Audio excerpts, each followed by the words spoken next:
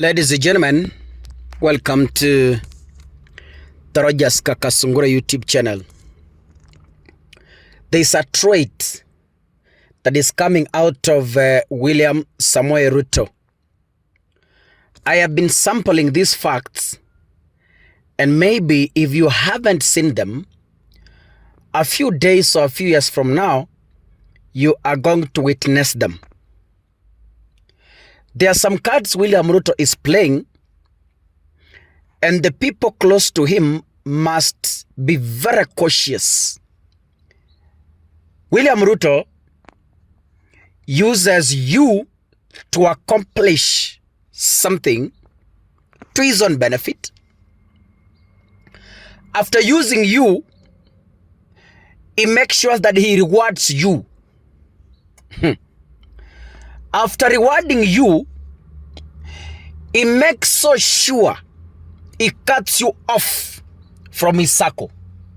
Because the secrets you shared when he was using you might be brought up in another forum if he continues with your friendship. In simple explanation, Ruto is a use and dump individual. Like a man who chews girls and throws them away like trash. Listen, Kenyans. As much as the president, you have the majority in the assembly, if you do not have a very strong speaker who members of parliament can listen to, still with your majority, you can't achieve anything in the assembly. The number of members of parliament who voted against Rigathi Gachagua, 281. It is a case study to politicians who care to learn something from politics. Right? There's something I'm driving to.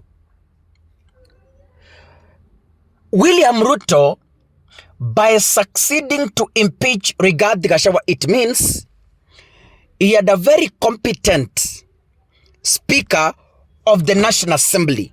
That is Moses Masika Wetangula.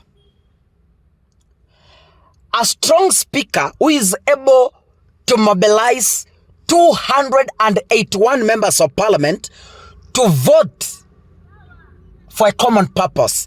That is very dangerous. I'll tell you why. So, from Rigathi Gachagua's impeachment, we can say something. That Moses Wetangula is a very powerful Speaker of the National Assembly who can manage to 90% mobilize the whole assembly towards one common purpose. Do you know this is very dangerous to William Ruto? Do you know this is very dangerous to William Ruto? Having a speaker who is very strong in the assembly, it is a grave to the president. And I'll tell you why.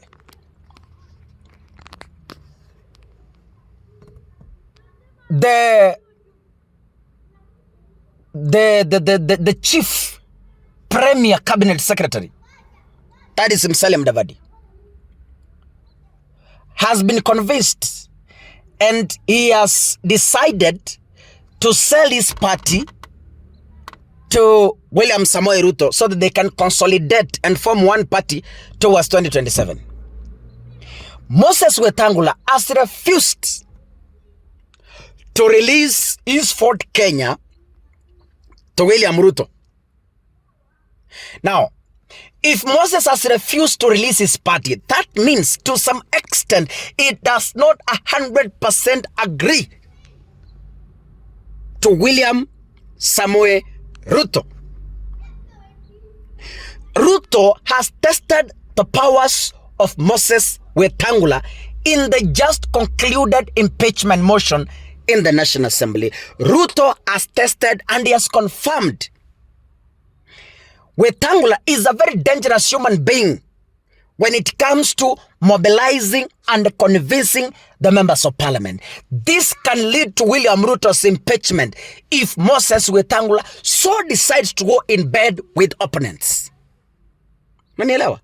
Now, having explained that, this is just an opinion. It might not be true, but it's an opinion from what I'm saying. This is what I'm foreseeing. You know, there's what we call fake news in Kenya. The news is not necessarily fake. It is NIS-generated information to see the reaction from the public. Since Rigathi Gachagwa's impeachment, you have seen several fake news going around talking about Moses Wetangula. Okay, that is fake news because if it's a news generated from Nation, it is not Nation that generates, it's the NIS that is hiding under the Nation emblems to propel an agenda and to set a debate. There's been a lot of fake news on Wetangula, and I am sure you've seen that. Ladies and gentlemen, to be precise, Moses Wetangula is a man under siege. Mark my words. Moses Masika Wetangula is a man under siege. This might be the next victim after Rigiji. Ruto is going to mobilize and kick him out of the position of the speaker and maybe give him a different role that is not influential in the Senate and in the National Assembly. Just to cut him off from a possible impeachment. So, ladies and gentlemen, having said that, Moses Wetangula should play his cards with a lot of wisdom and with a lot of caution. Yes, Moses Wetangula should be very, very careful. Very, very careful. Because I foresee his ouster in the coming days. And once he's ousted, Ruto is going to have a puppet in the National Assembly.